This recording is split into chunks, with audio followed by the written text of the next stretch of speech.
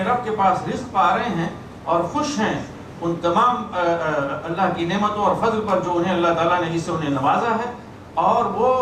شاداں اور فراں ہیں اپنے پیچھے ان مومنین کے بارے میں جو ابھی ان سے ملے نہیں ہیں، ان کے بارے میں بھی وہ خوش ہیں کہ ان کے بارے میں بھی بشارت مل رہی کہ کوئی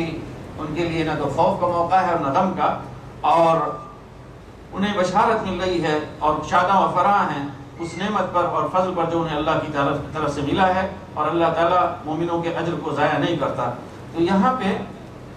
یہ بات معلوم ہونی چاہیے کہ رسول اللہ صلی اللہ علیہ وسلم نے فرمایا ہے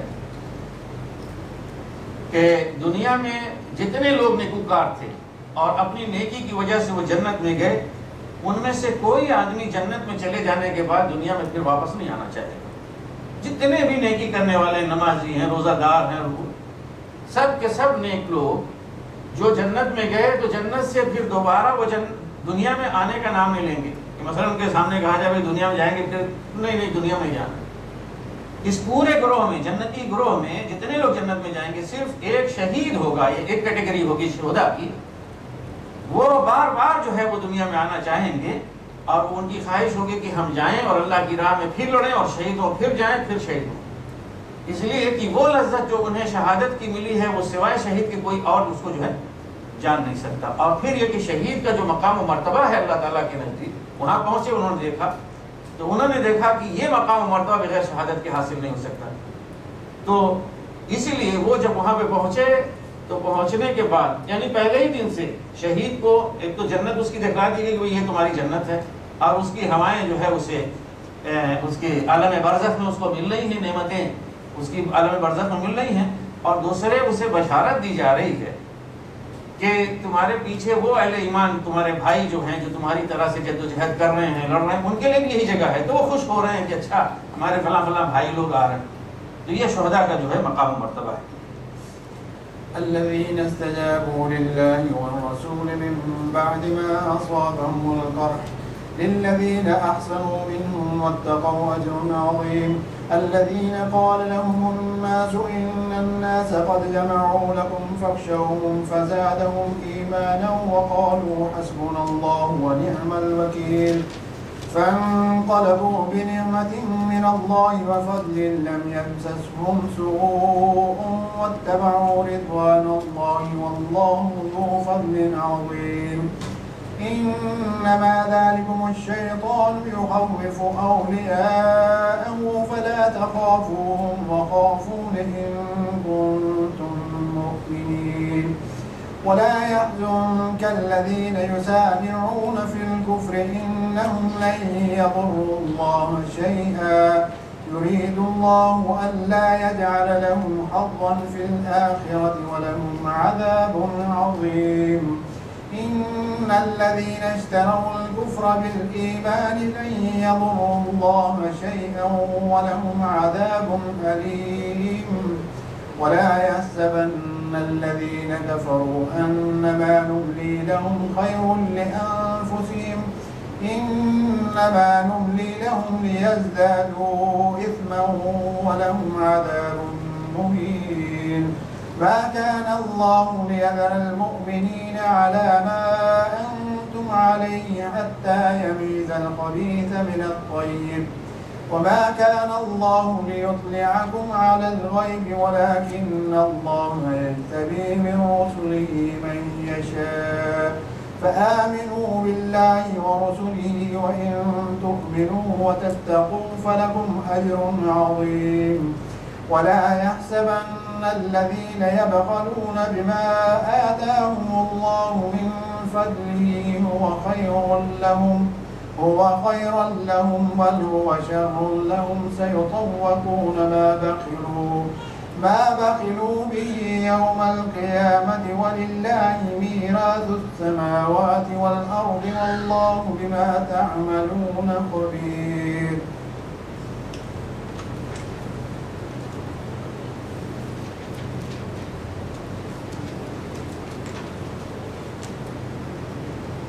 جن لوگوں نے زخم کھانے کے بعد بھی اللہ اور رسول کی پکار پر لبیک کہا، ان میں جو اشخاص نیکوکار اور پرہیزگار ہیں ان کے لیے بڑا اجر ہے، اور وہ جن سے لوگوں نے کہا کہ تمہارے خلاف بڑی فوجیں جمع ہوئی ہیں، ان سے ڈرو۔ تو یہ سن کر ان کا ایمان اور بڑھ گیا اور انہوں نے جواب دیا کہ ہمارے لیے اللہ کافی ہے اور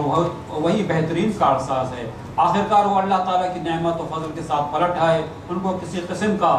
ضرر بھی نہ پہنچا اور اللہ کی رضا پر چلنے کا شرف بھی انہیں حاصل ہو گیا۔ اللہ بڑا فضل فرمانے والا ہے۔ اب تمہیں معلوم ہو گیا کہ وہ دراصل شیطان تھا جو اپنے دوستوں سے خواہ مخواہ ڈرا رہا تھا، لہٰذا آئندہ تم انسان سے نہ ڈرنا، مجھ سے ڈرنا اگر تم حقیقت میں صاحب ایمان ہو۔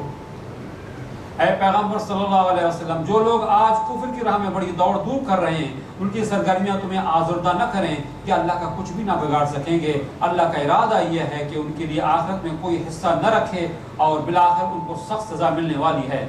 جو لوگ ایمان کو چھوڑ کر کفر کے خریدار بنے ہوئے ہیں، وہ یقیناً اللہ کا کوئی نقصان نہیں کر رہے ہیں، ان کے لیے دردناک عذاب تیار ہے۔ یہ ڈھیل جو ہم نے انہیں دیے جاتے ہیں، اس کو یہ کافر اپنے حق میں بہتری نہ سمجھیں، ہم تو انہیں یہ اس لیے ڈھیل دے رہے ہیں کہ یہ خوب بار گناہ سمیٹ لیں، پھر ان کے لیے سخت ذلیل کرنے والی سزا ہے۔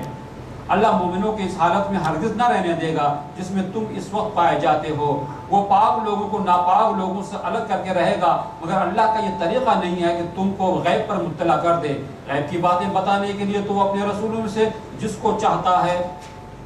منتخب کر لیتا ہے، لہٰذا امور غیب کے بارے میں اللہ اور اس کے رسول پر ایمان رکھو۔ اگر تم ایمان اور خدا ترسی کی روش پر چلو گے تو تم کو بڑا اجر ملے گا۔ جن لوگوں کو اللہ نے اپنے فضل سے نوازا ہے اور پھر وہ بخل سے کام لیتے ہیں، وہ اس خیال میں نہ رہیں کہ یہ بخیلی ان کے لیے اچھی ہے، نہیں، یہ ان کے حق میں نہایت بری ہے۔ جو کچھ وہ اپنی کنجوسی سے جمع کر رہے ہیں وہی قیامت کے روز ان کے گلے کا طوق بن جائے گا۔ زمین و آسمان کی میراث اللہ ہی کے لیے ہے اور تم جو کچھ کرتے ہو اللہ اس سے باخبر ہے۔ الذين استجابوا لله والرسول من بعد ما اصابهم القرح، وہ مومن جنہوں نے اللہ اور اس کے رسول کی آواز پر لبیک کہا حالانکہ انہیں چوٹ لگی تھی، تکلیف میں مبتلا تھے۔ تو یہ کون لوگ ہیں اور کیا موقع ہے؟ کل ہم بتلا چکے ہیں کہ جب مشرکین لڑائی کے بعد نکل کے چلے گئے تو انہوں نے جا کے ہمراہ الاسد پہ پڑاؤ ڈالا، اور رسول اللہ صلی اللہ علیہ وسلم وحد سے واپس آئے تو آپ کو بھی احساس ہوا کہ کہیں یہ قریش کے لوگ واپس نہ آئیں اور مدینہ پہ نہ حملہ کریں، تو آپ نے اس وقت فوراً اعلان کروایا کہ اہل ایمان جمع ہو جائیں اور چلیں ان کا تعاقب کرنا ہے۔ تو باوجود کہ انہیں شکست ہوئی تھی، بہت سارے لوگ ان کے شہید تھے اور خود ذاتی طور پہ وہ جسمانی طور پہ تھکے ہوئے تھے، چوٹ لگی ہوئی تھی، لیکن اس کے باوجود انہوں نے رسول اللہ صلی اللہ علیہ وسلم کی آواز پہ لبیک کہا اور پھر رسول اللہ صلی اللہ علیہ وسلم ان کو لے کر نکلے، اور اس کا بڑا یعنی اچھا اثر یہ ہوا کہ مسلمانوں کا مورال جو ہے نا وہ بلند ہو گیا، اور دوسری طرف وہ جو سمجھ رہے تھے کہ ہم نے مسلمانوں کو کمزور کر دیا ہے شکست دے کر، تو انہیں بھی یہ جب معلوم ہوا کہ مسلمان ان کے تعاقب میں آ رہے ہیں تو وہ ڈر کے چلے گئے، انہوں نے ہمت نہیں کی مدینہ پہ حملہ کرنے کی۔ تو ایسے لوگوں کی تعریف کی گئی ان لوگوں کی، اور فرمایا کہ ان میں سے جو نیکوکار ہیں اور متقی ہیں تو ان کے لیے اللہ تعالیٰ کے پاس بہت ہی بڑا فضل ہے۔ پھر اس کے بعد اگلی آیت فرمایا کہ الذین قال لهم الناس ان الناس قد جمعوا لكم فاخشوهم، یہ اہل ایمان وہ ہیں کہ جب ان سے لوگوں نے کہا کہ بہت سارے لوگ تمہارے لیے جمع ہو رہے ہیں، مطلب بڑے سارے فوجیں جمع ہو رہے ہیں، بڑے لشکر جمع ہو رہے ہیں، پورا عرب جمع ہو کر تمہارے خلاف آ رہا ہے، تم چھوٹی سی تعداد میں اتنے بڑے لوگوں کا کیسے مقابلہ کرو گے؟ وہ تو قریش ابھی 3000 آئے تھے، پورا عرب مل کر آ رہا ہے تم سے لڑنے کے لیے۔ تو جب انہیں یہ ڈرانے کے لیے لوگوں نے باتیں کہیں، اور یہ لوگ کون تھے یعنی ڈرانے والے؟ یہ حقیقت میں مشرکین قریش کے اور یہودیوں کے گماش کے اور ان کے ایجنٹ جو مدینہ میں بیٹھے ہوئے تھے منافقین، وہ آگے خدمت انجام دے رہے تھے کہ ان کو بھی دیکھو پورا عرب آ رہا ہے تمہارے خلاف۔ لیکن جو اہل ایمان تھے جب انہیں یہ ڈرانے کی کوشش کی گئی اس طرح سے، تو حقیقت میں اس چیز نے انہیں ڈرایا نہیں بلکہ اس کا الٹا اثر یہ ہوا کہ ان کے ایمان میں اضافہ ہوا، اور انہوں نے کہا کہ حسبنا اللہ و نعم الوکیل، بہترین کلمہ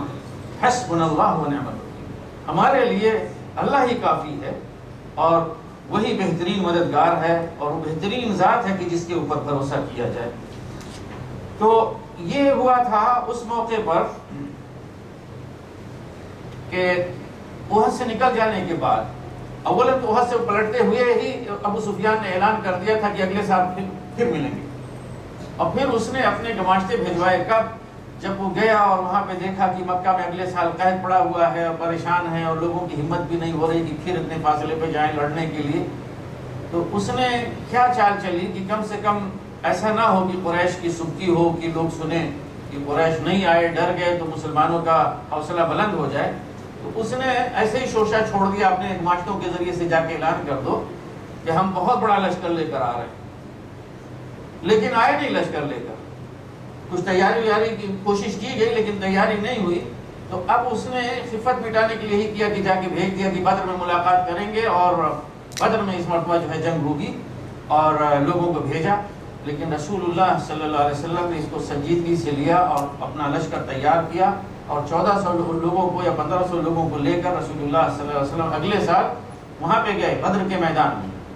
لیکن وہاں پہ کوئی آیا نہیں، اور مسلمان ایک ہفتے تک یا 8 دن تک وہاں پہ انہوں نے پڑاؤ ڈالا، قیام کیا، انتظار کرتے رہے، کوئی لڑنے کے لیے نہیں آیا۔ اتفاق سے کوئی ایک تجارتی قافلہ وہاں سے گزر رہا تھا تو وہ وہاں پہ رکا، تو مسلمانوں کا پہلے سے معاشی بائیکاٹ یہاں وہاں سے چل رہا تھا، ایک بہت اچھا موقع اللہ تعالیٰ نے فراہم کر دیا کہ بدر کے میدان میں گئے ہیں لڑنے کے لیے، لڑائی نہیں ہوئی، تجارتی قافلہ آ رہا، اس کے ساتھ انہوں نے خرید و فروخت کی، اس طرح سے انہوں نے اپنی معاشی ضروریات بھی پوری کی، اور اس کے بارے میں فرمایا ہے کہ لیکن وہ اللہ کا فضل، اس کی نعمت اور فضل لے کر لوٹے، اس حال میں کہ انہیں کوئی غضب نہیں پہنچا، کوئی تکلیف نہیں پہنچی، اور اللہ کی خوشنودی بھی انہوں نے حاصل کی۔ اللہ کی خوشنودی بھی یہاں سے وہاں تک گئے تھے، اللہ کے لیے وہ لڑنے کے لیے گئے تھے، تو اللہ کی خوشنودی بھی انہیں میسر آئی، دنیا کا سامان بھی میسر آیا۔ یہیں پہ مسلمانوں کو آگاہ کر دیا گیا کہ یہ شیطان جو ہے نا، یہ خواہ مخواہ اپنے دوستوں کا اور ایجنٹوں کا ڈراوا تمہیں سنا رہا ہے، تو ان سے ڈرو نہیں، یہ شیطان ایسے ہی بھبکیاں مار رہا ہے، کچھ کرنے والا نہیں، تم ان سے نہ ڈرو، مجھ سے ڈرو، اللہ تعالیٰ فرماتے ہیں اگر تم مومن ہو تو مجھ سے ڈرو۔ اور یہ کافر لوگ یہاں وہاں بڑی بھاگ دوڑ کر رہے ہیں، آپ دیکھ رہے ہیں نا، کافر لوگ جب ہوتا ہے کوئی موقع تو کس طرح سے آج کے زمانے میں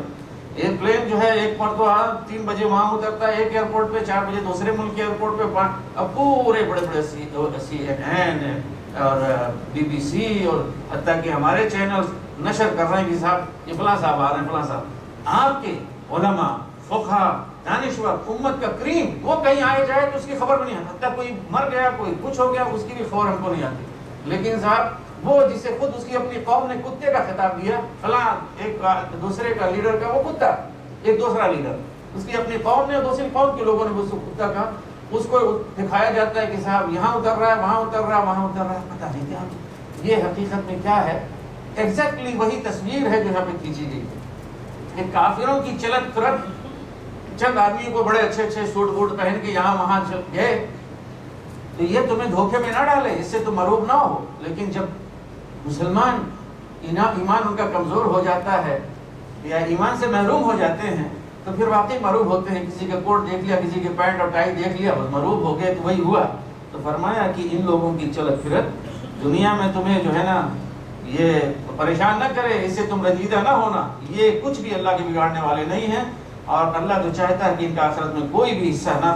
باقی بچے، اور ان کے لیے دردناک عذاب ہے۔ آخر میں